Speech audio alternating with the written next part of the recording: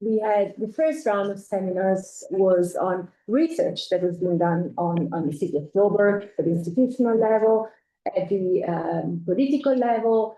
But since last year, we've decided, this year, we've decided to turn the attention really to what civil society organizations do in the city of Joburg to counter the crisis that is unfolding.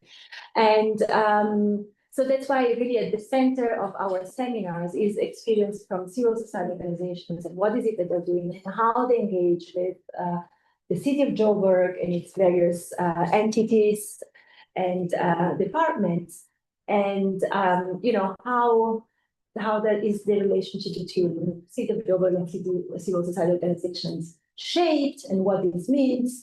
And obviously we find that, and we feel that this is quite even more topical this year, given the local government elections that are going to be coming up in November. I think we've got a date, right? 24th? No, is it 4th? 24th, yeah. Yeah, 4th, not 24th, yes. So that's why this year we're really turning attention to what is the work that is being done on the ground and how that shape the institutional, relationship between state and society, really. And yes, so we're very happy this time to have the African Reclaimers Association give us a presentation, obviously, of the work that has been ongoing for quite some time. So, and that's also quite interesting and nice to hear from somebody that has been working steadily for such a long time. Obviously, we also had engagement with organizations that have emerged in the last couple of years, just as a more direct and prompt response to the crisis. But obviously, it's interesting to see many different ways and modes of action in the city. Just before I continue and before I forget, just to let everybody know that this session is being recorded and is also streamed live. The live streaming will remain online. But if there is anybody that is not comfortable with that, just please let us know, and we want to keep the session alive and available. So just let me know. And also, there is a registrar that is running around. Please do sign for the for today's seminar. So to go more into today's session, as I said, we've got the African Reclaimers Organization represented by Luyanda Lawayo. So just a very brief introduction to the organization, which I'm sure you're also going to tell us a bit more about. So it's a mass-based democratic movement of reclaimers with members in Johannesburg, Mpumalanga, and Cape Town. So it emerged out of an organizing process that started in 2016. So it's been quite some time, and it will be very interesting also to hear from you how the organization evolved and changed over the year, and how also the engagement with local government has changed over the years. And it started to counter attempts by the city of Johannesburg and pick it up to contract private companies to collect the recyclables that reclaimers depend on for livelihood. So you succeeded in stopping, but almost all of the contracts, which is great. And you're currently struggling to ensure that the extended producer responsibility regulations requiring industry to pay the claimers for the services they provide are implemented, and that municipalities meaningfully partner with reclaimers. So it's a very clear proposal and that you have. So Luyanda Lawayo is a street reclaimer and activist in the African Reclaimers Organization, and currently serves as ARO's coordinator and business development manager. As it is common, and the sort of like the format of seminars, we'll have a presentation of about half an hour, 40 minutes, and then we have a respondent that is going to obviously respond and reflect on the presentation, but also start us on a bit of a discussion on these topics. And we're very happy to have Melanie Sampson, who is an associate professor of sociology at the University of Johannesburg, and also the coordinator of the ARO UK Reclaiming Practice Network. And Melanie has also worked closely with ARO and reclaimer movements across Africa for many years, right? Over a decade. 20 years, 15 years. So yeah. 17. Yeah, almost big, almost 20 years. Yeah. So we're very happy to have you here. Thank you. And the floor is yours. And thanks. Thank you very much for the invitation. I think when I got the invite of talking about the urban crisis, I wanted to dig in and on the current issues of waste management. We know the challenges of waste collection currently happening in Johannesburg, but I thought that we needed to kind of give you a background, as you asked, on on how we were in the sector formally because of crisis. I think for us, we believe it's becoming a crisis to everyone because of the problem in waste in Johannesburg right now. But for waste, because it has been a crisis ever since. Just that we are invisible. That's why it's only appearing now, because everyone is having a problem of waste management. It's becoming a problem to everyone now. I'll make an example with COVID. And COVID, everyone was talking about sanitizing and putting masks. It was a problem because it was a national crisis, a global crisis. But for us, sanitizing and putting on masks is an everyday challenge, is an everyday crisis. So society tends to dub certain things because now they are facing that problem. But society is more they are not proactive, rather reactive, and call it a crisis because it's a crisis to them. So that's one thing I wanted to. That's why I thought there was a need to kind of give everyone background on the crisis that we have been facing. To actually then at the end look at the crisis currently, but have background of the crisis we've had prior. First, I think the question would be who waste pickers are. The normal definition is people who recover recyclable materials from landfills, from the streets. I think we all know what landfills are. And from businesses from around, we know them. We see them every day, pulling trolleys, causing traffic, they're a nuisance, outside the park in your area, bringing a lot of plastic. But there's a contribution that waste pickers actually put in reducing the lifespan of the landfill. I mean, from my experience, we are collecting about 150 kilograms to about 250 a day, one person. Imagine 20,000. That is what we think the number in Johannesburg, but no one is sure because no one has actually gone down and actually got the actual numbers of how many we are. But on a calculation of about 20,000, collecting 150 kilograms a day, that you can imagine the capacity that we're pulling out of going to the landfill. So it's Dr. Lina Godfrey from CSIR, actually with the research that she did, actually said that waste pickers in South Africa are collecting approximately to 80 to 90% of post-consumer packaging.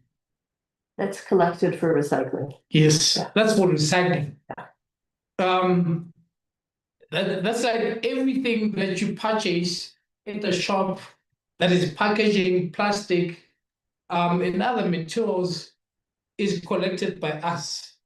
And the reason why the 20% is not collected by us, number one, is because we are not able to have access to collect it, which means your gated communities and whatnot, or there's competition with the private sector. So the reason why it's not 100% is because there are challenges. But in South Africa, that actually says we have a proper working system of diverting recyclables from going to landfill without even the state putting in effort. Compare that to European countries where they are fully funded. At every point, residents have to be accountable. They even charge fees if they don't do proper separation. It's properly funded, proper money is put in, and they almost, we are almost at par in the collection rates. So we have a proper working system that is not being recognized in South Africa, but it's working. I mean, the supply to the formal businesses, which are your recycling industry, it's I call it unpaid labor. We are supplying raw material to the plastic recycling companies at the lowest cost. If you were a company producing whatever product, so maybe bumpers, let's say bumpers of a car, you collected, you produce from raw materials that you purchase at close to nothing. Because the industry is not regulated and it works very well for private sector. This is the only industry where the person that's providing you with the raw material doesn't set the price. Imagine going to a shop and you set the price of on bread. They would say you're crazy. But in this sector, it's the direct opposite. So there's millions of rands that is being made by the hard labor of men and women in South Africa who actually have engineered the system and supplying industry a direct impact of a solution to the problem of global warming, which is mostly caused by plastic carbon emissions. We call ourselves everyday environmental agents, not just the things that everyone is doing. That World Recycling Day once a year, and we think our community once a month. We do it every day. Every door, every store, every floor, everywhere. If humans were recyclable, we'd probably collect it. We would definitely do that. And the service and the subsidy to local municipalities cannot be measured. If waste pickers were not collecting, imagine the logistic that would go, that each and every municipality would have gone straight on. I mean, now the price of diesel is difficult to actually run a car. What more a fleet of trucks? So the direct support we can't measure it. But the problem is that society is defining waste pickers in a different way. We hear names of homelessness, we hear names of criminals, scavengers, drug addicts. These guys are hungry, that's why they're going through bins. You know, there's a problem of education in South Africa of what we do. In our African culture, a person collecting papers, we normally say they're mad. You know, that's how we say it. It's always been like that, even decades prior. Drug addicts. It's very simple to say they're drug addicts because normally you are dirty. But to be honest, there's drug addicts everywhere. Maybe in parliament, there's the drug addicts. In police station, there's drug addicts. It's not fair to take this sector that we have no idea who they are, have never done any proper research on them, and we just normally say they are drug addicts. I mean, criminals can say this, can say a lot, but the very interesting I want to talk about is the one of homelessness. And everyone is saying waste pickers are homeless. Can I explain that? Where there is value, that is where the waste picker ends up. It's like in the 60s, 70s, when the gold rush was happening in Johannesburg. People migrated from different cities, different countries, and went where? Went to Johannesburg. Same applies ways to the sector. The most valuable plastic in Johannesburg is in the northern suburbs. So that's where people will end up. Not that they're homeless, but they would rather be in a space, an area where they can be able to gain as much value as possible.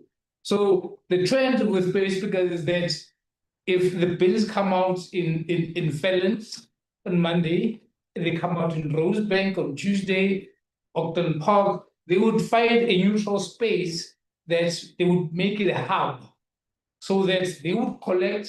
Then on one day in the week, which is normally Friday or Saturday, they would take all their recyclables and take them to one end where they would sell. And normally that's when they go home, either Soweto, Alexandra, wherever they live. So we are not homeless. We're just looking for a space that we can be able to administrate our work.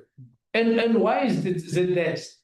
The challenge is number one, local municipalities never and don't even now understand why they should set aside proper infrastructure to have capacity to divert the amount of recyclables that the informal sector is collecting. So now residents are saying these guys are nuisances, but they don't understand that the local municipality is the one that's not providing the resources, that's not providing the infrastructure. Imagine 10,000 tons being moved from your household to the recycler without even spending a cent, without even providing any support. And what do we give these people? We call them homeless. How I got into this myself, I was I was in the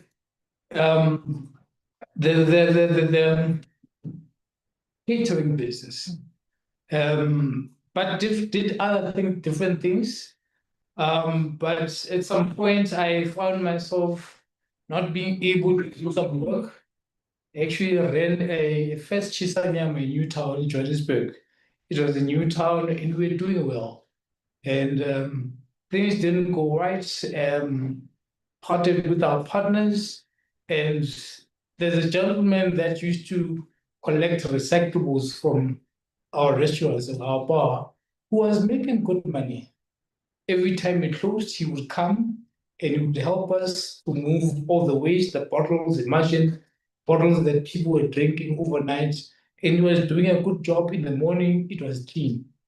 I ended up having a chat with him where he took it and he made me understand and invited me to come join him because he understood that the restaurant was over, and I had to earn a living. I had no choice. I had a young daughter at that time, and I didn't want to beg.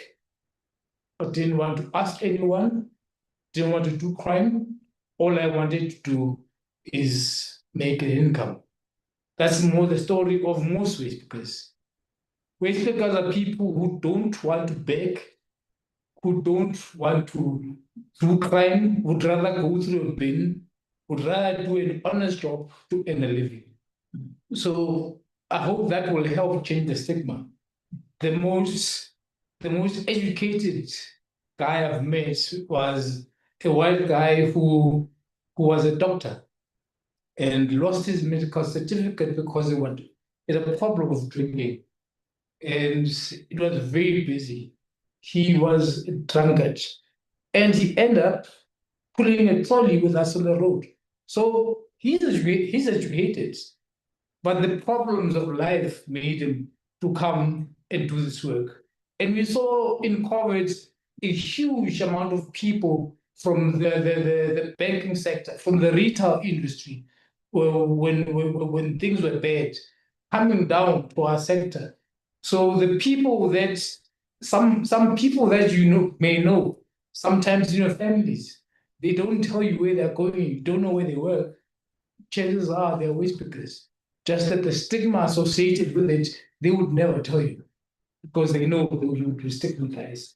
In 2017, there was a program that I think some of us would know of separated source, which was done by the city of Johannesburg and pick it up.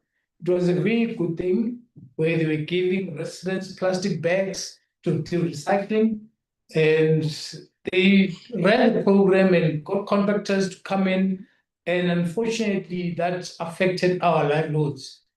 When you're the private sector competing with the guy that doesn't have resources, it has a very big impact. The first problem they saw is that waste pickers are very area. We arrive at the bin at 3 o'clock in the morning.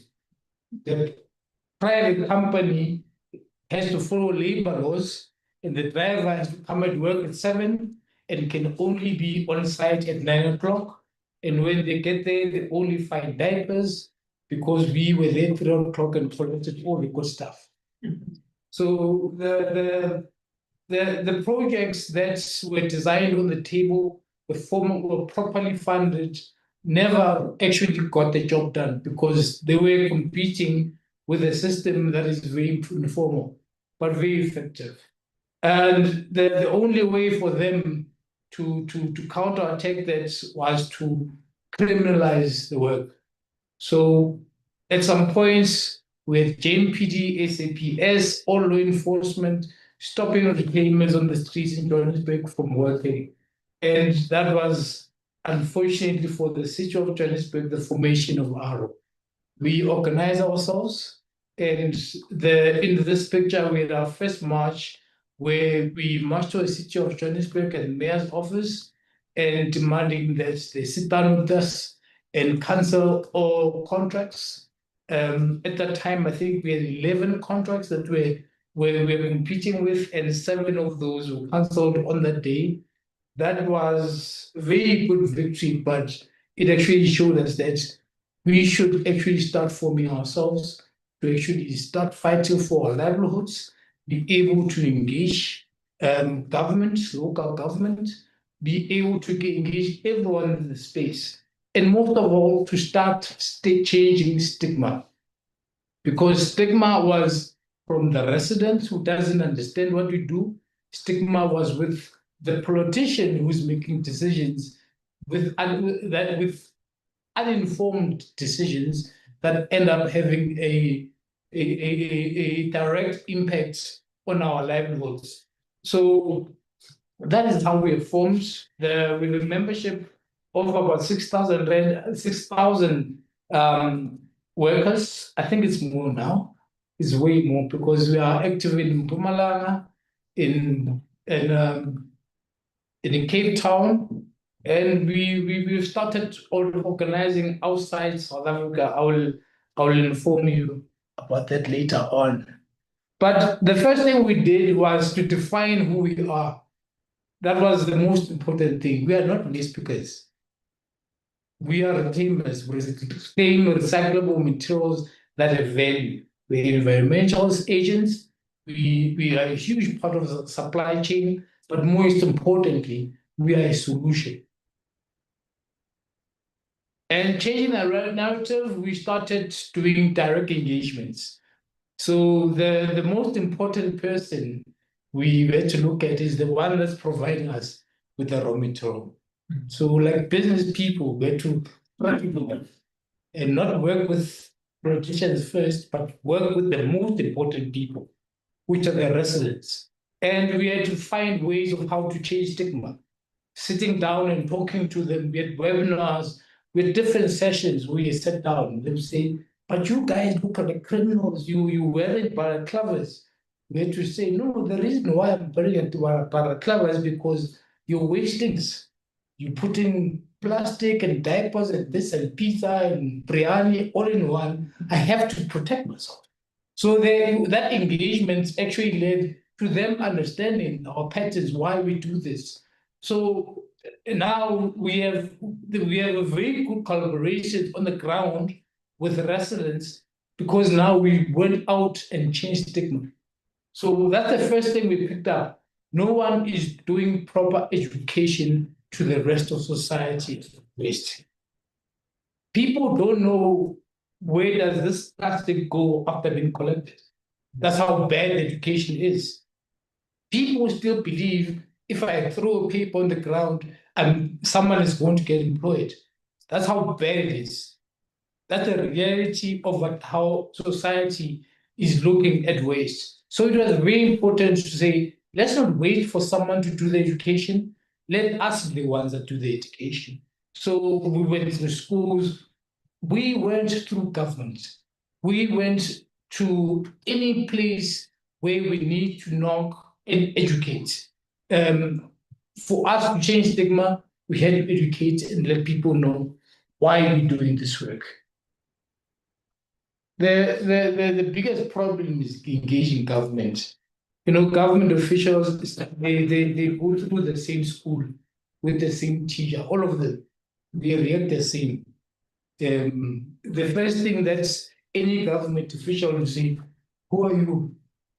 You're a waste speaker. How can you speak English? Where do you get that English? No, you're not a waste speaker.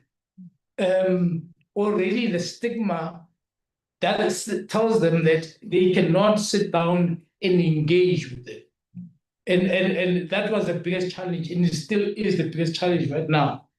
In our 10 years of engaging City of Johannesburg, we still have the same challenges. It's much better to speak to a resident, much better to speak with a 7-year-old and explain it to them, to speaking with a government official from all levels. But we kept on knocking on doors, and there has been very good progress. But I have to say, in all the engagement that we had, the most engagement that was successful is the one with residents, which helped us to actually start creating what we did, a pilot program on it. Firstly, education. Number two was how do we create a partnership and solve the problem of waste. So when we educate you what we collect, what we don't collect, what time do we collect, we are already creating an ecosystem that solves solution. So this picture is taken with one of the residents of Auckland Park, Brixton actually, where the community actually felt the need to understand who are these people, how do we engage with them. And we created a program called Reclaiming with Reclaimers, where the resident has the direct link and a direct communication with the person collecting the waste. And how do we find solutions of moving as much as possible and creating a sustainable livelihood for the pickup. And very, very, very fortunate for us, we had Dr. Melanie Sampson and other academics who were there to guide the process, who are there to document the process and to actually do baseline studies of exactly how the behavior change, number one, collecting of data. How much do these people collect? Why? Which was very crucial. And that's when we had our first proper partnership with industry bodies. Our first funder was Unilever, who came on board and said, how can we support? And with our understanding, we didn't want money, but we wanted projects that prove what we are capable of, how we should be included in the value chain. So we had a separation source program with residents, with industries, and unfortunately, the city of Johannesburg was there on paper, but was not there practically.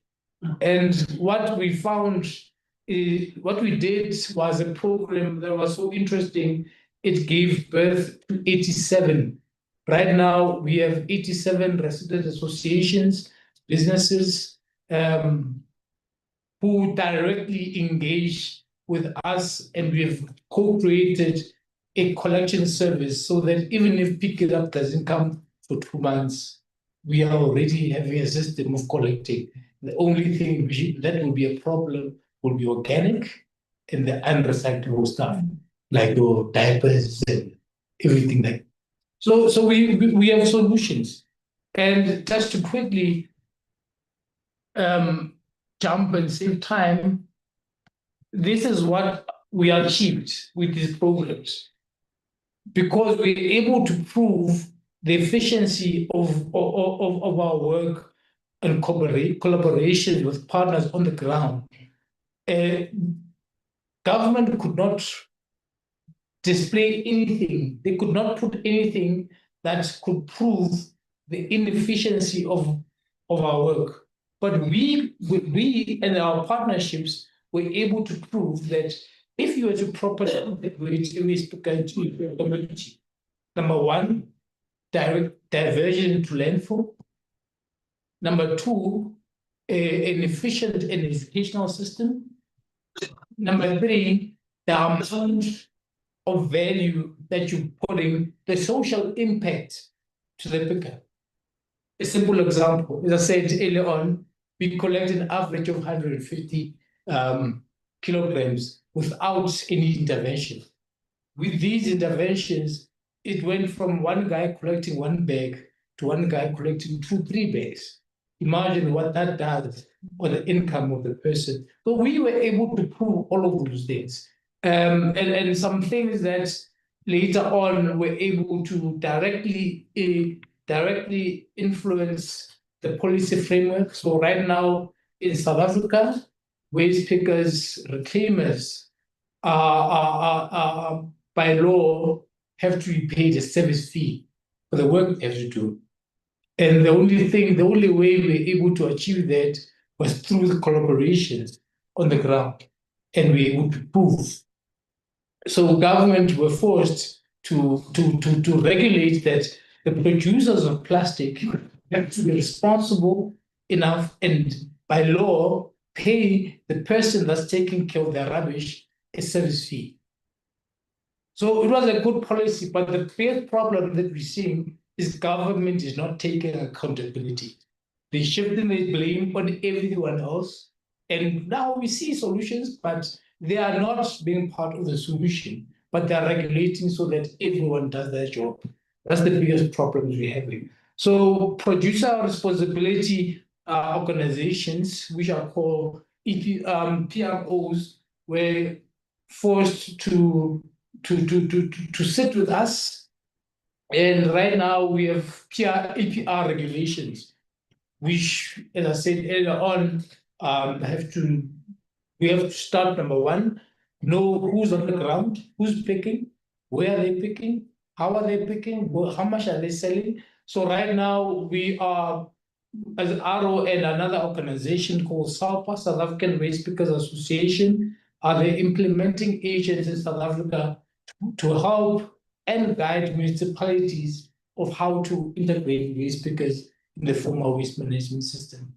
That is very important because now there's supposed to be a guideline, but it's only a guideline, which means if a public official, you can do it, but you cannot do it. It's important that for us now we have to move to a process of making sure that government makes it mandatory for each and every municipality to make sure that they follow these guidelines. Another achievement is that we've been included in part of drafting the National Waste Management Strategy, which is acknowledgement, but it's acknowledgement on paper, where our recommendations are not taken seriously. So you can have us on the table. It doesn't really mean that what we say is going to go down. to regulation. But we are in a step in the right direction. There's a picture that we took with the former minister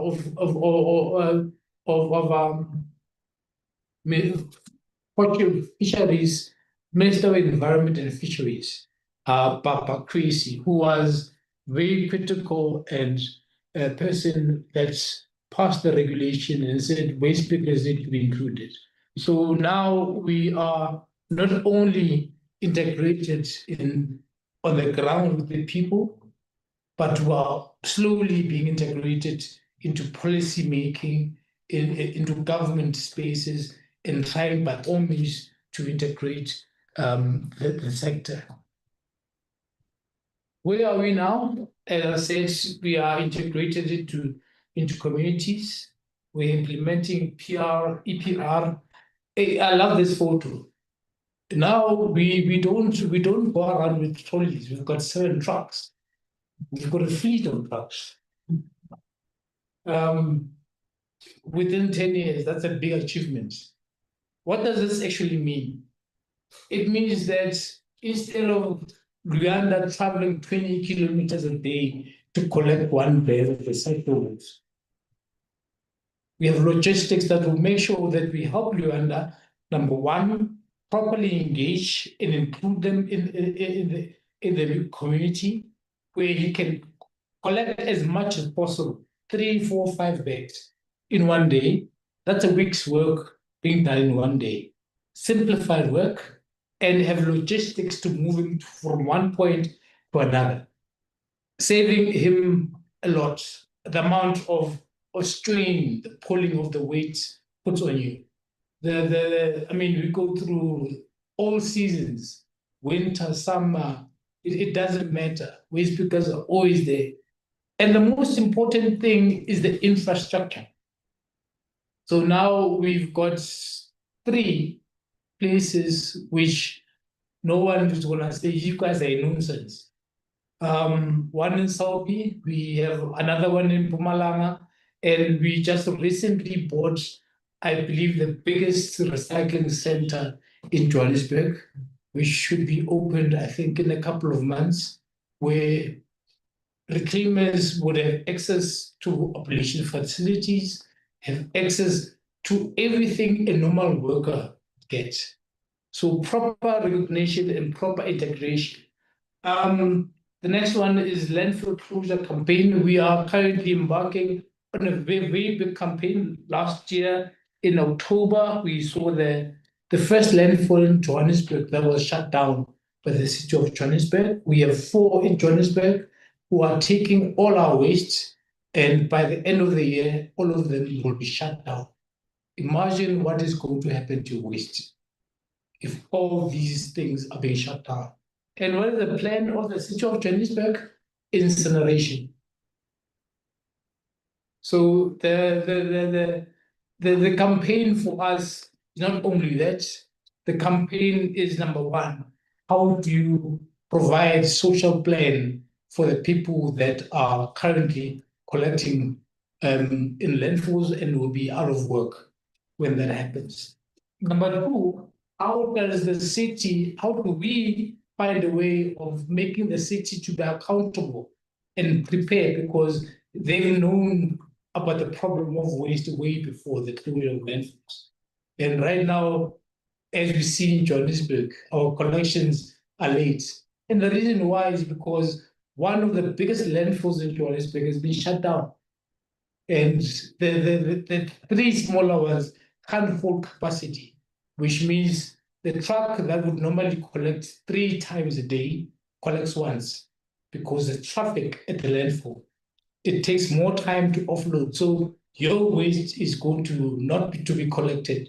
Currently, the west of Johannesburg is the one that's being affected. And we had, in the past 2 days, there was a landfill in Krugersdorp that was shut 2 days back. And according to the city of Johannesburg and pick it up, all of them should be shut down by September. So now this is where it becomes interesting, because now the fight is not about us only. Residents are involved now. because it's affecting everyone.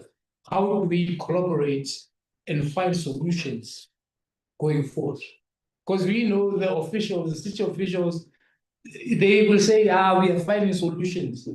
But they knew about this years back and couldn't find a sustainable solution. There's nothing that I think can be presented right now that will work. There's been suggestions of opening other landfills, which have been shut down by other community members, by society, because you don't want a landfill to come and pop up right next to a neighborhood. The next thing that we are doing is creating ECD programs, which we've handed over to communities. The reason why we created them, number one, it was through a gentleman who's from Lesotho. At some point, he had a problem that his son was coming and he didn't have proper documents for him. And he was worried that when he goes out to go and work, where is his son going to stay? And a solution came out for the ground. From the waste that you're collecting, ARO is still in a lot of things. We created our first ECD program in an informal settlement in Newtown, on Clark Street, where children of dreamers would have access to an ECD program at 3 o'clock in the morning. It sounded impossible. They thought we were crazy, but because we saw the need that if this guy doesn't go to work, he will not be able to feed the child. So the solution is create proper facilities for the child to be there, so that the father can go and collect. We had many challenges. Health departments said you can't create an ECD program in a former settlement. They were looking on their end, but we did anyway. Social welfare had problems. This place is dirty, you can't have easy programs, but it's been running for 5 years now. And the good thing is that we have children that their lives have been changed, children that didn't have proper document when we started, but through collaborations with communities, we've been able to help document some of those children and try, I think for us, is to change the narrative. How do I make sure that my son and daughter doesn't end up going through bins and collecting recyclables again? And which led to have one of my favorite programs, the ARO Plastics Network, where we now officially working with different faculties within the university to change some of to face some of the problems that we have. So it could be healthcare, it could be as engineering faculty we're working with, faculty of art, design, and architects. And one of the great things that came out from it is me. I'm a good example. I got a bit of a problem a couple of years back, and I got a minor stroke. And I've been getting direct support and getting all the health supports and physiotherapy, speech therapy through this network. And it hasn't costed me much. It's because we are aligned in working with students and different faculties of how do we create inclusivity and solutions together. So we've done many things. A hand-operated baling machine, where normally a baling machine would cost us a lot of money, but working with students and give them ideas, and they actually try and we get those things implemented. So it's a very wide network that is working with academics in creating solutions. The next one is the IAWP, International Alliance of Waste Pickers, which is a network of waste picker associations globally working on a common goal, inclusivity, in how do we change policies in making sure that waste pickers on the ground change happens. So it's much bigger now because we have access to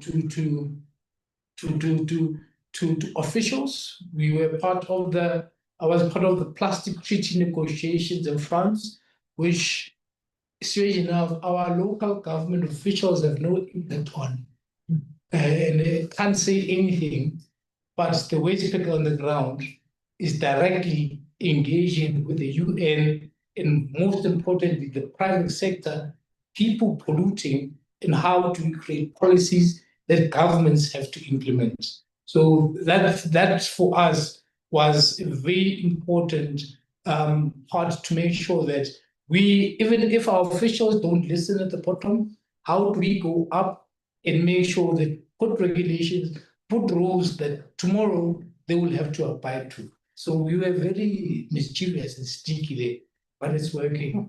And the biggest milestone we have is ARO Recycling. ARO is registered as a not-for-profit company, but because this job is a business, we decided to open a PCY to handle the business part of it.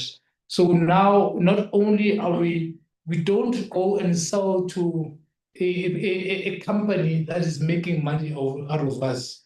Now we are collecting and selling to ourselves and building capacity within us. So slowly we are taking over the recycling industry. So not only are we mining the gold, but now we're starting to add value to the gold. And very soon we will find ways of how do we own the raw material from collection to production and be able to sell it ourselves. It's a very big dream, but one day it will happen. Why?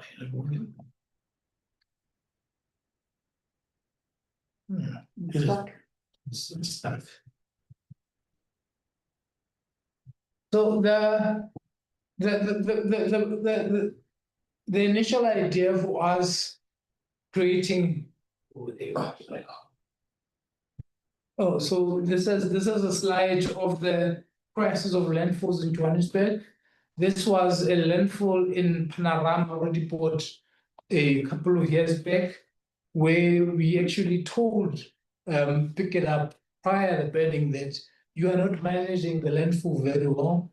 We had a very good comrade of ours, Louis Mahlang, who was very informative and knew the impacts of or why we should exercise separation source. So in this landfill, reclaimers are not allowed access to recyclables in the north, in certain areas where the waste would be going to the landfill.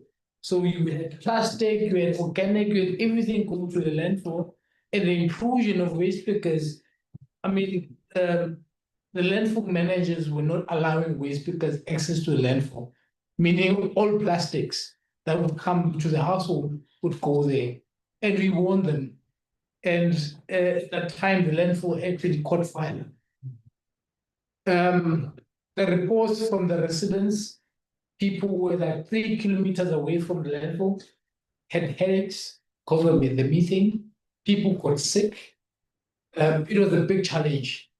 It took them 3 weeks to stop the burning, and the landfill shut down.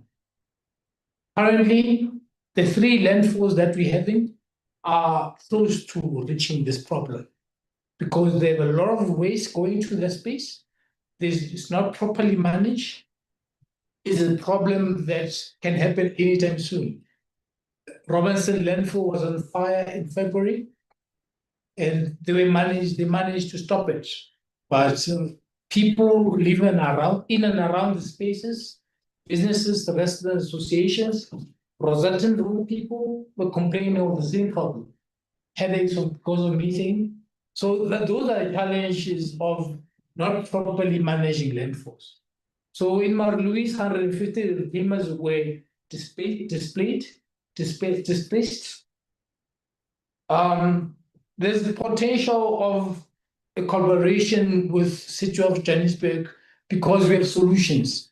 And our solution is integrate waste pickers properly to be able to collect directly from source and curb as much plastic as possible, curb as much recyclables as possible from going to landfill. That is the first thing. Number 2, we requested infrastructure to be able to divert all of that. If you take it from household, where do we put it? And in my understanding, that can be simple. There's so much infrastructure that is not properly being used in Johannesburg. It's a shame. There's actually a garden site in almost every 5 kilometers in the northern suburbs, and they're not being used. So the very same infrastructure can be used to divert waste. It's not something that has to find huge funding. It's already there. The city is drowning in waste as we speak. And the solution is with the people that are not being listened to. The solution is with the people that are marginalized, the invisible people. But we have the solution. Right now, we have research-driven pilots and programs that have been supported and funded not only by local private companies like Coca-Cola Beverage South Africa, but Coca-Cola Foundation, Unilever, even the World Bank has supported some of our programs. So clearly, if the private sector sees and is able to put money on certain products, certain projects, they're actually working. They're being implemented in other parts of Africa as we speak. But the city of Johannesburg is failing to recognize them. We've already started organizing in different places. So the same thing we're doing in South Africa. I was in Kenya about a week back, and it's gonna happen. Government of Lesotho is starting to engage directly with us. So now we have government officials from outside coming, wanting to engage. Namibia, Zimbabwe. Here we go again. Hold on, let me see. Oh, there. Is it here? Let's try. No. Oh, did it? There you go. Okay. What we want, we're not looking for money, we're not looking for food, we're not looking for charity. All you want is a recyclable. That's simple. We're not wanting anything strange. We don't want big things. We want collaborations, we want partnerships. We want to find inclusive programs that can find solutions. That is from the people. From government, we want something more. We want inclusivity. We want meaningful collaborations. We want meaningful engagements. From the private companies, we want accountability. The amount of plastic that private companies are throwing in Africa, it's a shame. It's a very long debt that they haven't paid. Throwing toxic plastics in Africa at no cost. And for us, we've been collecting their rubbish for more than 40 years. They owe us a lot of money to make sure that we're diverting all this waste. And from the amount of garbage they've been taking to the environment is a lot. So they need to put the money where the mouth is. They need to make sure they fund some of these programs, most of them, if not all. They need to be accountable. But to the most important stakeholder, which is the resident, which is the normal person, the taxi driver on the road, we need people to open their minds. We need people to stop stigmatizing us. We need people to sit down and listen. Why are we doing this? Instead of honking and making noise, just remember that I'm carrying your rubbish. That's why I can't move properly. And maybe if you were to think that way, you will stop honking and allow me right of way and be able to pass. Yeah. Just put it there. Okay. Oh, This is a slide that I wanted to close with. The women that you see here, some of them used to work at landfills, some of them used to put trees on the streets. They were targets to many things. I mean, for a woman on the streets, waking up at 2 o'clock, taking a walk, going to Houghton, there's many problems. There's no appellation facilities. The problem of rape in South Africa is not a joke. And we prioritize them in our first hub in Selby. They were included and to actually work there. So in the morning, they would wake up and go to the office at 8 o'clock and wear their uniforms and start sorting materials, which was normally collected by a couple of young men who go out with a truck, who engage with the residents and teach and collect, and they would take it to one area where the ladies, all they do is source the materials into different grades. We have baling machines, which they can start the process of semi-processing. But for them, it has been a solution. For them, it has been a way of how to change livelihoods. For them, it has become a proper working process. We have these set up in Johannesburg and in Mpumalanga. We've directly employed about 70 people, creating a sustainable income. I always wanted to say we have a proper working system that is not happening anywhere in Africa. And all that we want is to have all different stakeholders, including government, and say, we have a working model. We've been piloting, we've done a lot of research, we've tried different models. Here it works. How can we work together and replicate it in many parts of Africa as possible? Thank you very much. Thank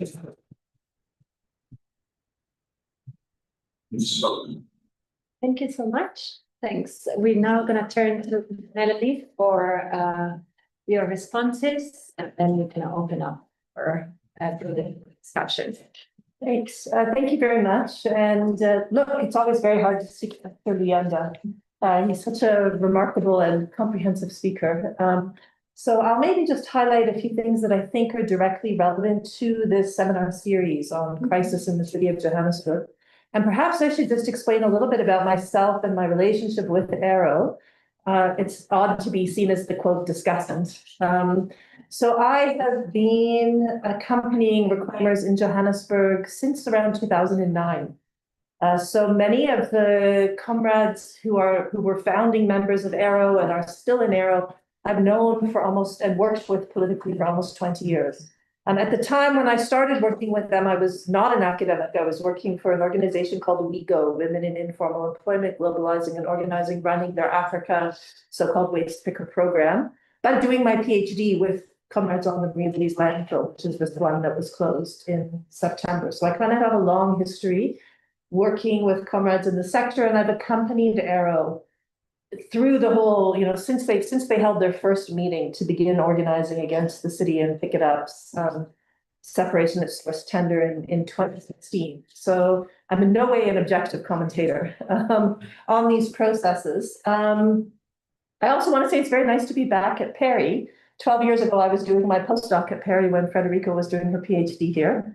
So I think it's very exciting to also see how Perry has grown, and I love to see the work you're doing and the collaborations that you're developing. So, I think Luyanda put it very beautifully at the very beginning of his input when he said, look, it's been a crisis for them for a very, very long time. Now the city is saying there's a crisis, but what they think is the crisis and the way they're trying to frame the crisis is not the real crisis.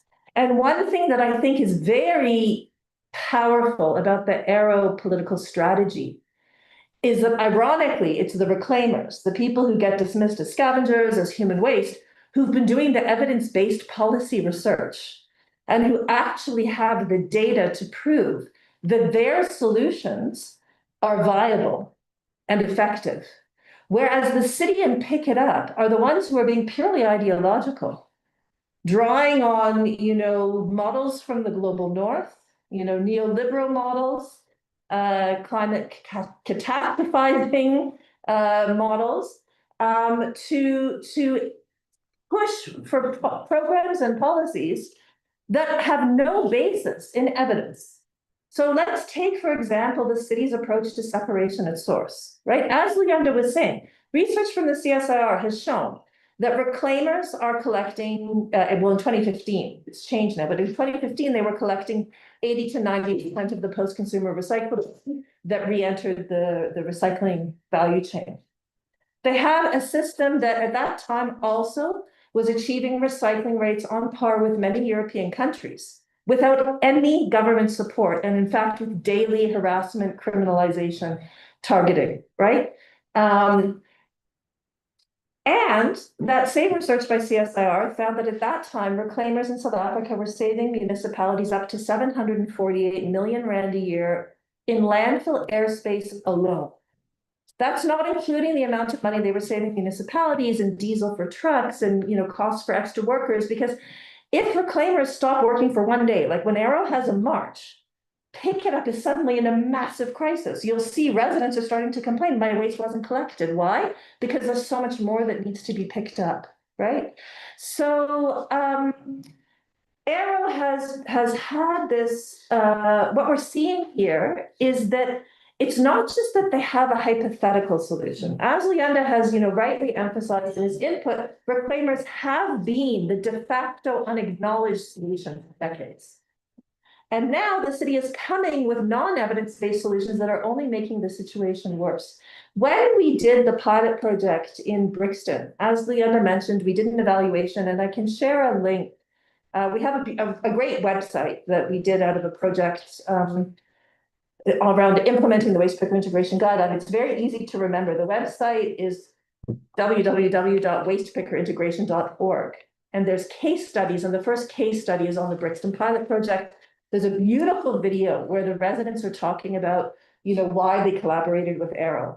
And, Brixton's a little bit of a more progressive, nice neighborhood. And they had said, we want to work with everyone in our neighborhood as a resident association. And reclaimers are part of our neighborhood because we see them here every week. And that's how that collaboration started.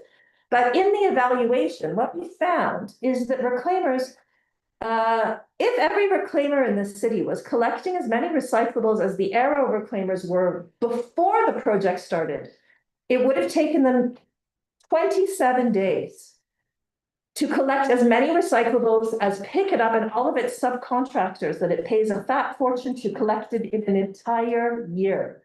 They are so much more effective. Why? Because if you do separation at source with a private company, they will just take the bag that you've separated. And we know most residents don't separate those bags, whereas the reclaimer will go into the bin. So they are much more effective. So I'll try not to go into too much detail, but my point is they have been the solution for a long time. And then by partnering, by doing an analysis of all of the players in the field, and by identifying, okay, our main partners are the residents, but also the academics, right? And also, strangely enough, at some points, the brands, because the evil Coca-Colas and Unilevers have, because they're global brands, have been under so much pressure for the past 30, 40 years from the environmental movement that they have to prove they're doing something. Now, we all know recycling is not the solution to the climate crisis, but it's part of the solution, right? And so they, therefore, have been willing to partner with ARO. And I want to talk about this way that ARO approaches partnerships, because I think it's unusual for a South African social movement. And it's enabled because they are providing a service to middle class and bourgeois residents, right? Which most social movements are not doing, right? Most social movements are the poor. But because there's an organic social relationship, and I would call it a metabolic relationship, right? Because it's related to the urban metabolism, they are able to forge solidarity with residents, right? And then they are able to forge relations with industry because they are directly part of the value chain, which again, many other social movements are not, right? But ARO was able to kind of move out of a purely ideological space of who's our friends, who's our enemies, and to engage in a very sophisticated political analysis of mapping the terrain and figuring out where are there openings within this current conjuncture for us to forge partnerships. Therefore, they've been able to say, we have a solution, but it's not actually the best solution. We don't want to be digging into bins full of diapers. We don't want to be on landfills. So let's get resources, let's forge partnerships, and let us come with just a little pilot. It only had 50 reclaimers. In the end, there were maybe only 38, right? Because some of them dropped out. But based on doing that pilot and winning the support, even from the DA local councillor, and not just the local councillor, but what was fascinating is at the same time that Pick It Up head office was refusing to partner with ARO, the local depot was fully in on the project. Why? Because it made their work a lot easier. And because ARO was generating data and could say, on this Tuesday, we extracted this many tons of recyclables, and they shared that data with the Pick It Up depot. The Pick It Up depot could, report on things that were being done in its area. Do you see what I'm saying? So they therefore, on the basis of this very small pilot, were able to change national policy. And that's part of another. So I want to say just a few things because I want to leave time for questioning, but about ARO's political strategy, right? I often, I'm old, right? I was one of the activists in the Anti-Privatization Forum. I co-chaired the Political Education Committee back in the early 2000s. But at some point, I think post-apartheid social movements began to fetishize the march. There's a problem. What do? Let's march. Marches are good for certain things, but you need other tactics. And I think what other movements can learn from ARO is the range of tactics that they employ. They march when they need to march. When they didn't have enough money to march, but they needed to protest the city, they had this wonderful missing persons campaign. Because the city was, I'll pick it up, the city and Pick It Up consistently do this. ARO marches, and then they say, okay, we'll meet with you. Let's sign a memorandum of understanding. And then they have a few hot meetings, and then it seems that there's going to be movement, and then they figure, oh, these guys are going to go away, so they just simply stop. And ARO just sent a communication to senior politicians to say, look, since November, we've been waiting for them to get back to us. But going back in history, they didn't have money for a march. They couldn't redeploy all the comrades again, so they had a missing persons campaign. They set up a table in front of the Pick It Up head office, had photos of the MEC, of the MMC, and photos of the head of Pick It Up, and said, these people are missing. Last seen at a fancy supper in Stanton, wearing a dark blue suit. And then what was hilarious was the Pick It Up staff were all coming out and killing themselves. This was so entertaining. So they're combining marches, they're combining more, sophisticated artistic forms of engagement. Most importantly is a multi-scalar approach. So I see that your seminar series is focused on this city. But I think, as academics, we talk about multi-scalarity, right? And we talk about how the city does not exist in isolation. And what ARO has been doing is saying, the first thing was to try to negotiate with the city. I will be honest, the city, EISD, has been much more willing to negotiate with ARO, and they would have happily signed an agreement with ARO a few years ago. But Pick It Up is blocking it. Now, that's something interesting to look at in the city of Johannesburg, the politics of the relationships between the municipality and the so-called municipal entities that the city technically owns, but seem to drive the agenda. Why is this happening? So because ARO wanted to engage, they had to reach agreements, they couldn't reach agreements, then they said, we're going to, and this is a very Gramscian strategy. They call it encircling the state. And Louis, who Leanda mentioned, who unfortunately passed away, he had this lovely thing where I said to him, Louis, how's it going with the city? And he said, Mel, the great thing is, if they don't let you in the front door, you can go around and find all the windows and jump in, right? The other metaphor they often use is it's like a noose and tighten. So you go below the state to the residents, because as Leanda says, Pick It Up says it owns the recyclables, but it's the residents who are putting them out. You go to the Pick It Up depot because the depot manager wants to get the job done. You go to the province because there's people in the province who also have a problem that the city and Pick It Up are not managing their landfills properly, and they are the regulator. And you go to national government because they have, worked with us and have a very progressive national policy on waste picker integration, which in the plastics treaty negotiations, they got very excited because they emerged as the world leaders. We have the best waste picker integration guidelines in the world. They're only guidelines.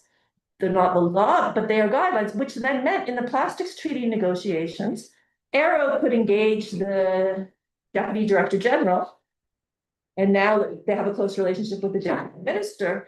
And South Africa and Kenya became the heads of what was called the Friends of the Waste Pickers group in the plastic treaty negotiations, where they all got together to say, in the plastics treaty, we want waste pickers recognized, right? And that built from there. Then that can trickle down. Now, the challenge we're facing, and I'll maybe end here with this, is I find it absolutely intriguing that we can have a great waste picker integration guideline, we can have great legislation, in some respects, like the EPR regulations, we're one of the only countries in the world that says waste pickers must be paid a service fee out of EPR. And that's the direct outcome of ARO's engagements and their pilot. And yet still nothing happens. Why is it so difficult for the city of Johannesburg to pick it up to do what it's supposed to do? Why is it so difficult for national government to get the city to do what it's supposed to do? And why is it that we get relatively junior officials in Pick It Up who within a Pick It Up organogram do not have decision-making power, yet have decision-making power, right? And what does this mean for the kinds of strategies and tactics we need to be using? But I do want to say, as I said, I've been accompanying ARO, so I'm not a neutral observer, but I think that the kind of multi-scalar tactics and the mapping of who all the potential partners are and being willing to partner with people who you would normally not see as your allies, that is the only way we're going to get ourselves out of this crisis. And what can other sectors learn from the ways in which these forms of solidarity can be forged? Thank you. Thanks, Melanie. Would you like to add anything, or we can also open up for discussion? Or yeah, I think I should open up for discussion. If you allow me to talk, we'll kill time. No, I'm sure there's people that have questions. I'm just saying, do you want to respond directly to Melanie, or we open up first and then we come back to you? Well, I think the challenge is, I think for us, I mean, I blame the entire system, not individuals who didn't pick it up, I do blame pick it up, but I don't, because there's problems in the whole value chain. For us to be able to make policies, and the people who are supposed to be implementing policies to have no idea of the policies, means there's a problem in the communication within government itself. I'll make it an example. There was a time there was a problem with copper theft and everything a couple of years back, and top of government actually said the scrapyards who are buying metals have to be shut down. But SAPS on the ground had no idea that the biopic centers who buy metal had to be shut down. We know as Baypickers, famous, that there's certain metals that are not supposed to be sold, collected. Some of them are municipal metal. Some of them, we know that I'm not supposed to be in possession of how many kilograms of metal, of copper. We know, but SAPS doesn't know. The local depot doesn't know. No one else knows about that. So it can't be enforced, because what happens on policies is not properly educated to all levels of government. To the guys who are implementing have no idea. So when you're saying waste picker integration, we have to better the problem of going to municipalities, educating them what waste picker integration is. Some of them don't even know what EPR regulations are, but they are supposed to be implementing. So there's a bigger problem here.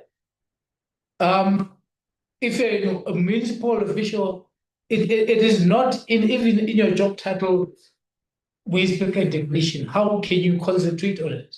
It's not part of the KPIs. So we need to properly sit down with government and how do we put waste picker integration in every municipality is a proper job title, if I were to put it like that. We need to have an office in each and every government structure. We need law enforcement to start properly look at it. A simple example. On the ground, there's bylaws that say you cannot store recyclable materials in open spaces and parks. And the only place that you need to do them is in properly zoned areas, which are previously farm areas and industrial areas. That's what the law says. That's what the bylaw says of Johannesburg. But we have waste picker integration that actually says, make sure that you integrate waste pickers. But where are these waste pickers supposed to be storing all these thousands? So the bylaws disagree. The bylaws are saying we're not supposed to be on the street and pulling our cars. We're supposed to be arrested. That's what the bylaws say. So there's no communication with the departments on their own. Let me say time. That's just one low thing that I wanted to actually pick up minds. And I think our ideology is that instead of fighting instead of fighting government, how do we drive them into finding solutions? I think let's concentrate on making sure that we find solutions and not concentrate on you wrong, you wrong, you wrong. We know who's wrong, but how do we be progressive and help them to find solutions? Thanks. Let's open up for comments, questions, and everything. Is there anything in the room? There was a question from the chat, but let's see if there's any comment or yes. Thank you very much. My name is Rami Kobela. I'm a PhD student researching the co-creation model to incorporate informal waste reclaimers into the circular value chains in an effective and inclusive manner. But also I work for the city's City of Group Strategy and Policy Coordination Relations Department, working in an office where we try to incorporate evidence and science into policy making. So I'm wearing two hats. Just wanted to understand if there's any research, maybe administered by SARS, where tax incentives are used to facilitate a solution whereby industries can invest in the circular economy. And also, I just need more clarity to unpack how should we make a distinction between incorporating waste reclaimers into the administration versus the circular value chains. Okay. So, I mean, in terms of the tax stuff, I don't know, but there's an academic named Mike Rogan at, there's Mike now, I think he's in Grahamstown, who is an economist who has done some stuff on taxation. So you might want to check his work. In terms of, so one thing that's very interesting is that Anne Scheinberg, who's an academic based in the Netherlands, has done a lot of work with reclaimers, developed a model where she said, look, we need to be integrating, reclaimers are uniquely positioned because they need to be integrated into the value chain and into the service delivery chain. And that model has been adopted within South Africa, right, within the waste picker integration guideline. and very much within ARO's political strategy, right? So they engage both the city, right, and government around integration into the service value chain, and in the EPR in terms of up the value, the value chain. I mean, I think it would be great to talk to you after this meeting, because I'm very interested. If you're studying co-creation, but you're not studying ARO, I'm not sure what you're studying. Thank you. So it's there. What's there? One thing we didn't mention is that the city and pick it up for decades have been pushing the only way to integrate the claimers is through cooperatives. Despite the fact that CSIR has done research that has shown that 92% of co-ops in the waste sector fail. Reclaimers are notoriously autonomous, independent-minded people. They do not want to be in cooperatives. And I always give the example that if someone came to me and said, Professor Mel, we love your work, but if you want to keep working as an academic, you have to work in a cooperative.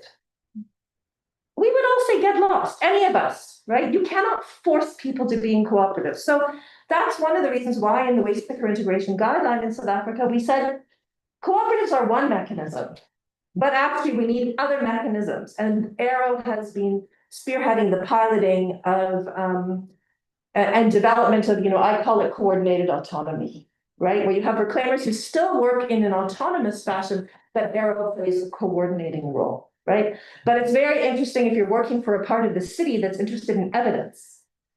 What power, I would love to interview you, like what power do you have to force pick it up in the EISD to look at the evidence? Because there is so much, there's a wealth of evidence from South Africa and around the world. But none of that is affecting the policy that they're adopting, including the now push for incineration. Everyone in the world knows that incinerators are massively expensive and catastrophic for the environment.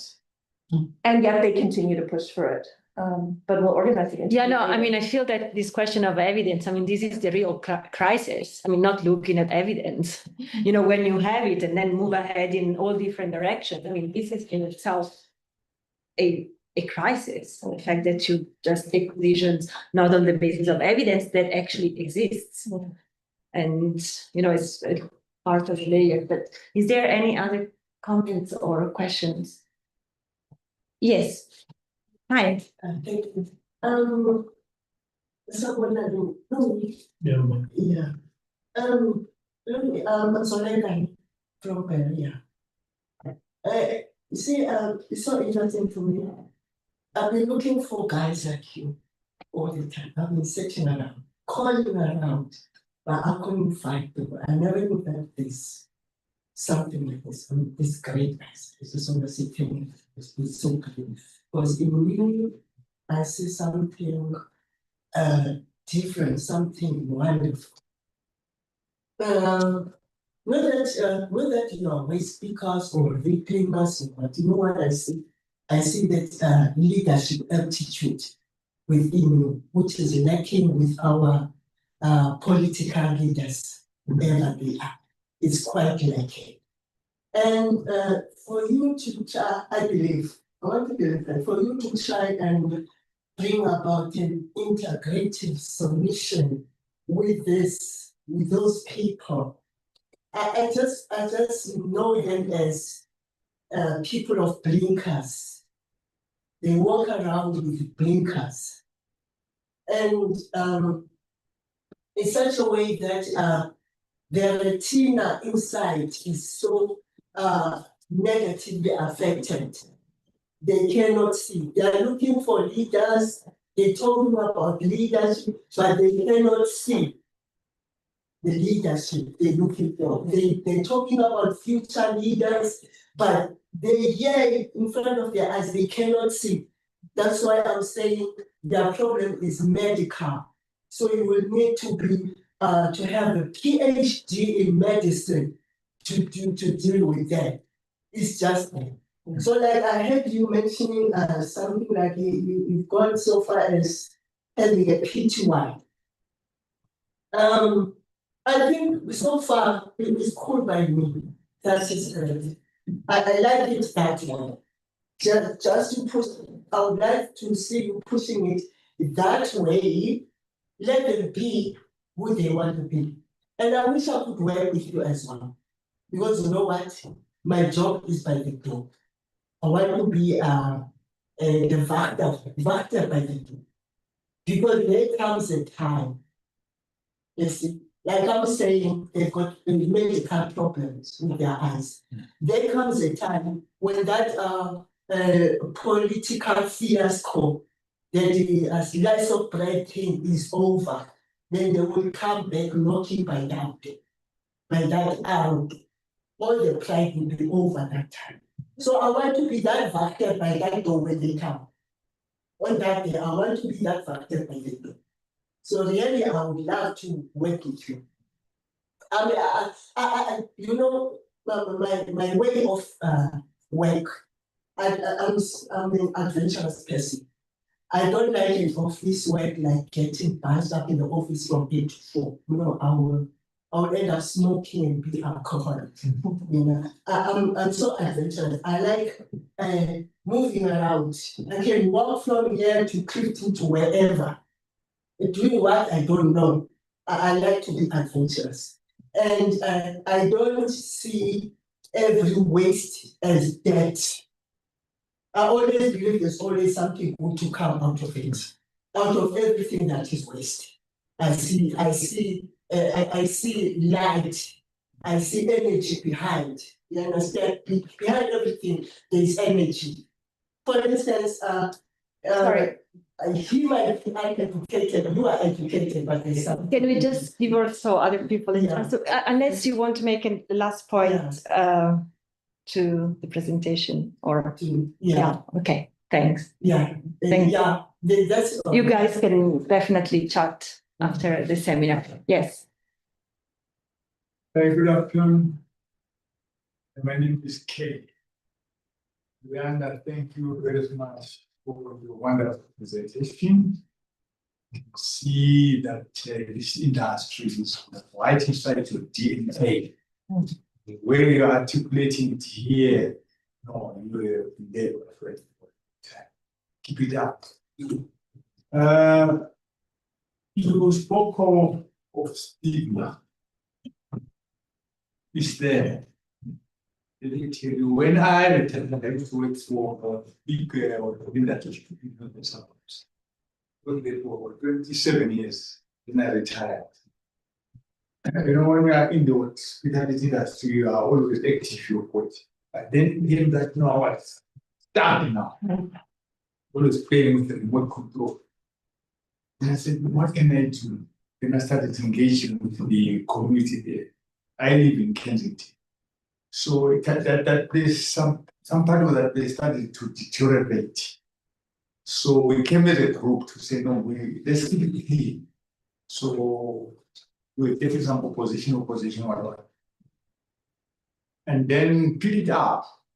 They came, I think Mr. Smith and the film on Gary, those are the two managers who picked it up. They came there, they encouraged us, no, guys, please, out here.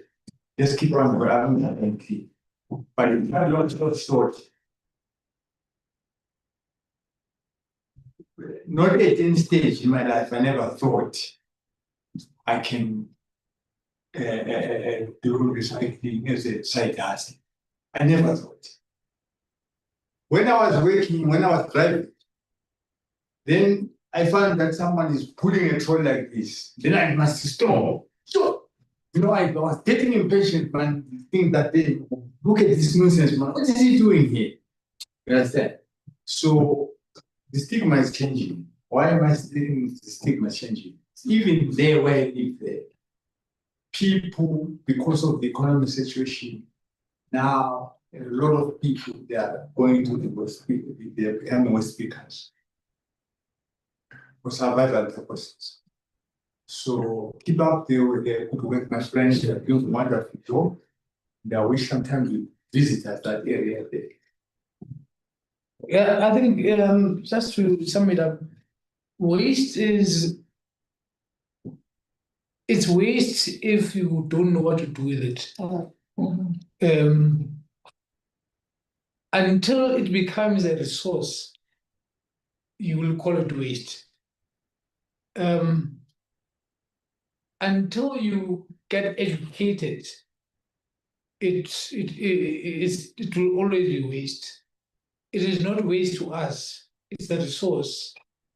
And the stigma associated with the work, we at some point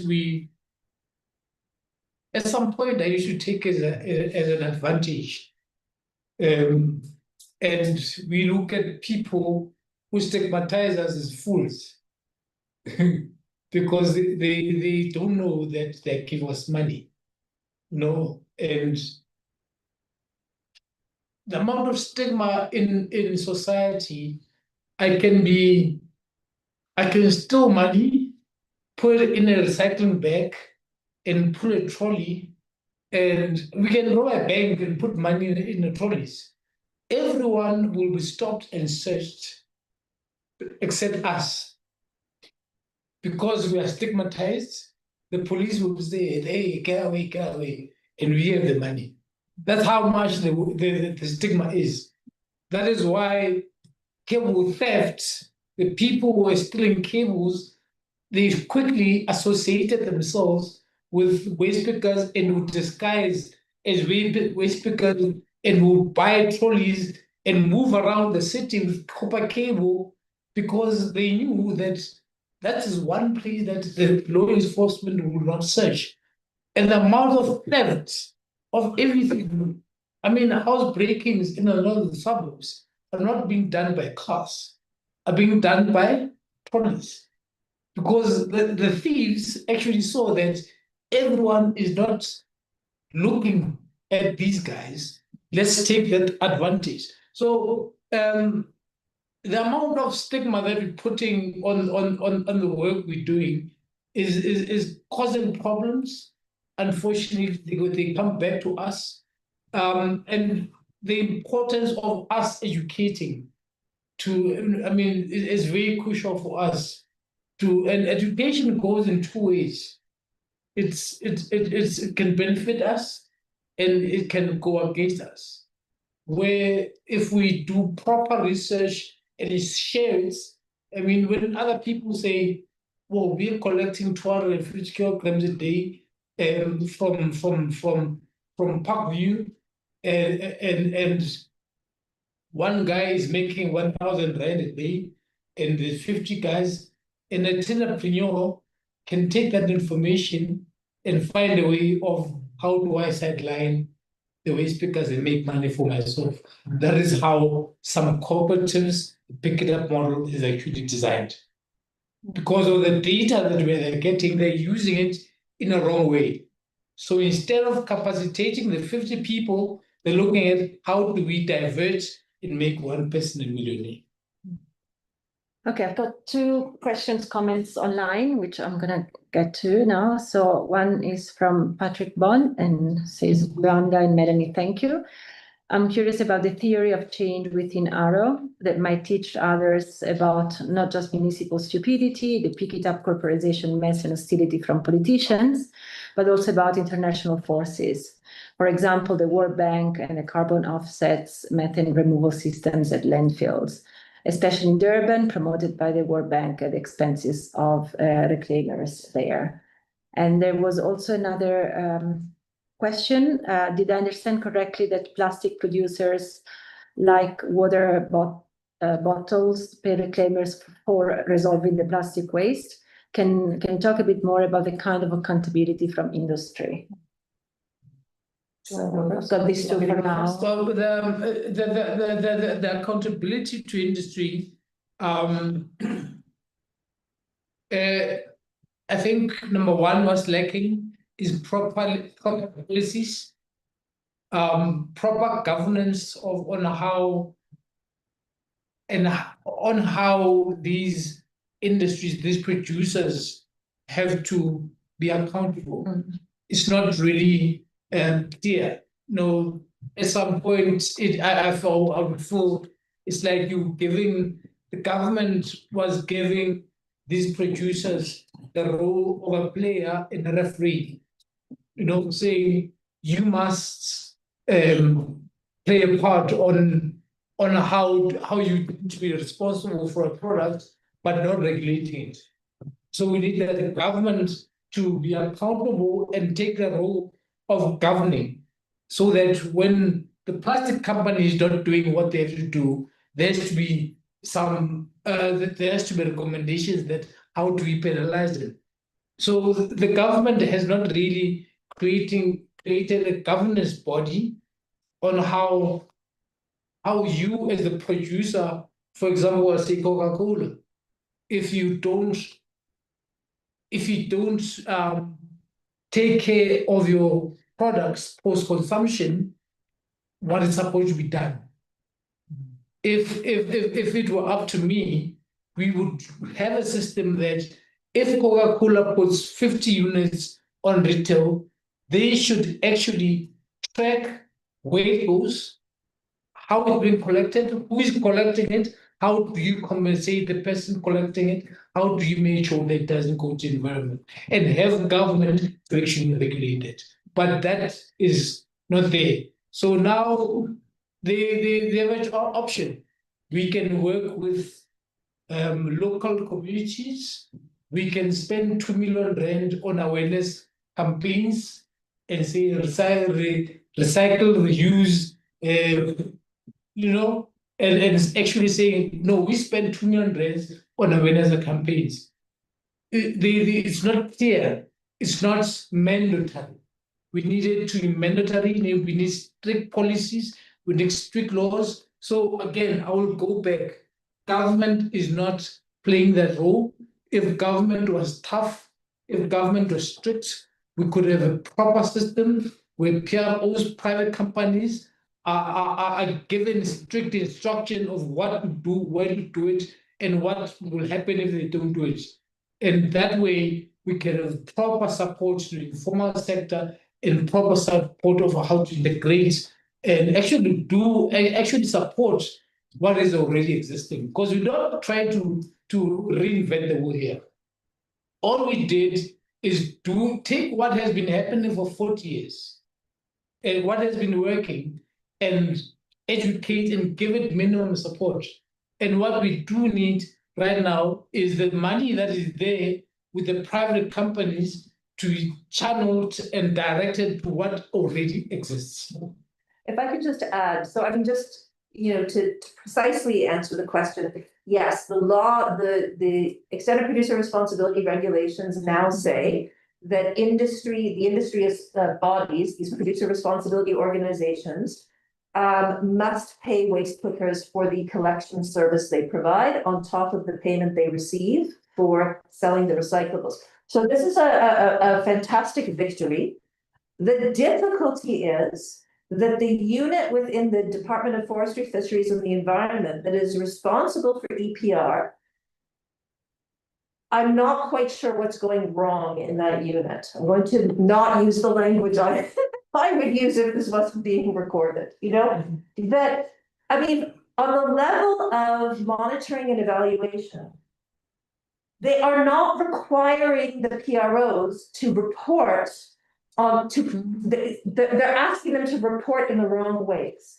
And we have all explained to them that if you want to ensure that the waste picker integration component gets implemented, you have to change what you are requiring the PROs. They are legally permitted to require the PROs to submit information, but they're asking them to submit the wrong information. And ARO and myself and other people have made submissions and said, you need to have a participatory approach to monitoring and evaluation, where the informal sector workers who are being affected can actually, and the experts in the sector can guide you. It's a very simple thing. Instead of saying, how many waste pickers are you paying? They have to say, as per the regulation, how many waste pickers registered on the South African waste picker registration system are you paying? And please provide their SALPRIS numbers. Then the nonsense figures that industry has been submitting will disappear and they will have to actually do the work. So it also comes down to, we need participatory approaches to policy development, implementation, monitoring, and evaluation. And government, unfortunately, even though the DFFE officials are quite sympathetic, some of the key ones, towards waste picker integration, I think there hasn't been a concerted enough effort to think through how do we and this is Perry's domain, right? How do we instrumentalize this? How do we institutionalize this so that it actually, gets implemented? And even, Leanda always talks about unmeaningful engagement. So you invite people to meetings, you don't listen to what they say. ARO and the South African Baseball Association, I think you did it collectively, the last comments on the EPR regulations that I supported you on. I mean, they submitted major organizations in the country made a detailed, maybe 18-page submission from the draft revisions to the regulations, in the way you're supposed to. Clause 16.2.E1, Roman numeral 1 should be changed in the following way.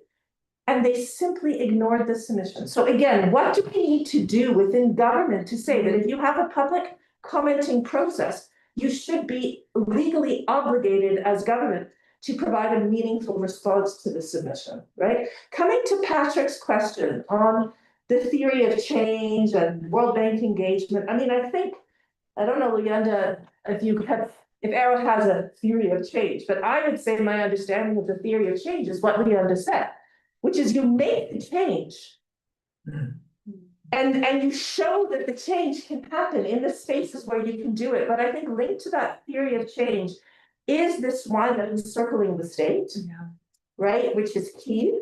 And it is about forging solidarity, multi-scalar solidarity. And Ali Kodi-san from ARO has a beautiful way of expressing it where he says, by forging solidarity, we are able to cast a shadow that is longer than our own shadow as reclaimers, right? And that obviously, if you can get, bourgeois residents, white bourgeois residents to come out and protest in their gated communities and stop the picket up trucks from coming in, which they've done, you're going to have much more success engaging the state than as reclaimers who are dismissed, right? So I think, Patrick, that is something that other social movements, it's a bit harder for them to do because they don't have the organic and metabolic relationship with the residents, but to think through how do, if you are in Soweto, if you are in Pimville and you're struggling about water, and you have been since we formed the APF and long before that, and now you see the residents in Sandton and Kensington protesting around water, what are you doing to forge solidarity? What are you doing to actually engage in meaningful, deep action, not just coming together to protest? And I think that's the other thing about the implicit ARO theory of change. You don't make change by protesting. Protesting gives you the leverage to then push for the change that you want. But you need to have that vision and the concrete grounded activities to, be the change that we are seeking. It's very much a struggle for hegemony as well, right? ARO has invested a huge amount in the education programs, going to creches, going to school, coming and giving guest lectures in universities, resident associations, and most importantly, forging relations with the media. So I'm sure you've all heard ARO's name because Leanda's on TV so much, right? But they really have worked on forging these relations with progressive people in the media. And with academics, to get the story out there. And I think those are things that other social movements can be perhaps learning from. And ARO very much learned from other reclaimer organizations in other parts of the world. So in terms of that multi-scalar stuff, and Patrick, in terms of the World Bank, I think that there hasn't been as much direct engagement on the World Bank's role in these incineration projects. But they've definitely, there are alliances with Gaia and other organizations globally, supporting the mobilization against these programs. Thanks. You partially responded to one of the questions that I had about, how ARO's work with residents has actually shaped somewhat the relationship with institutions and local government. I think you're. So I don't know if you want to elaborate a little more on this, because obviously, as you say, it gives more leverage on the one side, is given the partnership and this kind of relationship, and over the years how it's really, if it has shaped and how. And I know you have addressed it a little bit, but if you could perhaps elaborate. I think and how it has shaped the relationship of residents with local government or the city of Joburg in a sense. And I understand that obviously we've got different scales of governance and everything, but just for simplicity, stuff of the city of Joburg. I think I'll make it more relevant with the current problem, where we are kind of targeting the areas who have challenges of waste collection as we speak. Yeah. And say, you have a problem, your bin is not being collected for 2 weeks, but you are not giving me access. Can we find a way of working together and not complain? But let me come and collect the recyclables, which are 80% of your bin, and the rest, maybe we can find solutions of how we do it. And what we can do is, now I'm benefiting on getting more recyclables. You are benefiting of your waste problem, and collectively we are finding solutions outside of pick it up.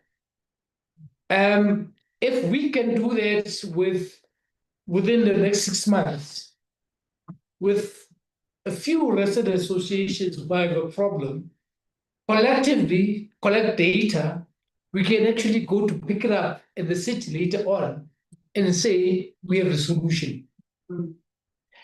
Instead of complaining. So that's maybe that can also answer to a theory of change, and the change coming from the bottom, and how we impact and force pick it up in the city to actually look at implementable solutions happening on the ground. So change definitely can happen, but it needs to start with me and you. Yeah. Can I give another example to respond to your question? Sure. So the 50 Rand campaign, right? So during COVID, the city of Johannesburg tried to sneak through a change where they were going to require every household earning above a certain income, and it was a very low barrier, to pay an additional 50 Rand a month as a recycling fee for supposedly to separate the pick it up's very expensive, inefficient separation at source programs. Because ARO had already been building solidarity with residents, and there is a solidarity committee that was formed by residents in Brixton and Auckland Park that grew during the pandemic because many residents started to see the challenges reclaimers were facing. And it was great to have residents engage in each other. So when the city, and it was one of the residents who made us aware about this 50 Rand thing, right? I think someone in the solidarity group said, hey, does anybody know about this? So ARO then, because it was COVID, they couldn't go out and march. They started an online petition. And the residents, because they also didn't want to pay an extra 50 Rand, and they, ARO said, look, this extra 50 Rand is bad for you because you're going to lose money at a time during COVID when everyone is stretched. It's bad for us because the pick it up's going to take that money and use it to pay private companies to steal our job.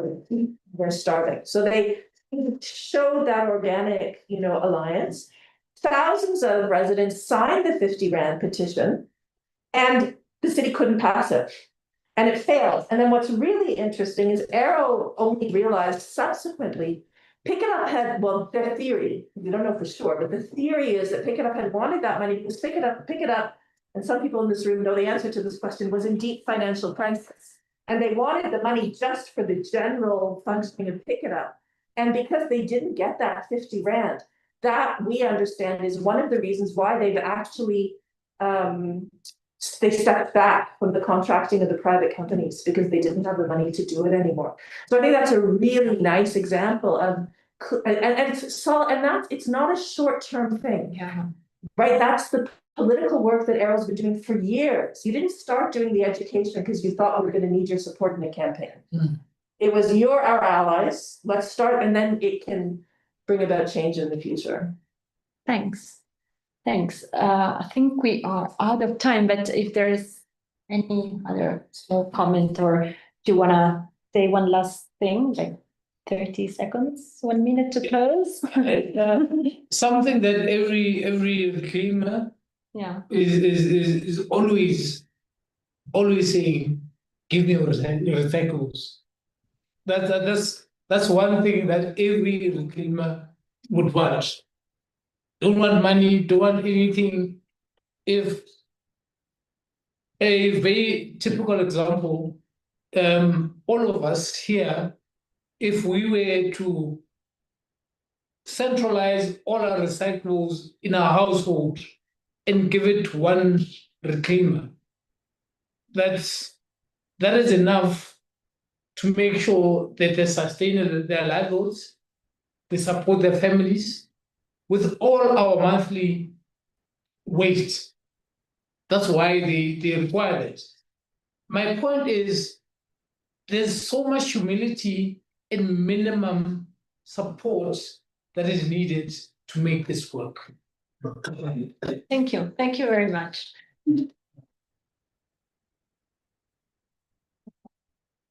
Yeah, just to close, thanks to everybody online and everybody that joined us in person, and obviously thanks to Leonta and Melanie. I think it was really great to have, a perspective on urban crisis that is not just responding to something now as, something that is happening because the city is in trouble or because we don't have like some service delivery at the moment, but something you look at the crisis in like a different long-term way and something that doesn't just come out of the blue and that we have to solve with something intervention now.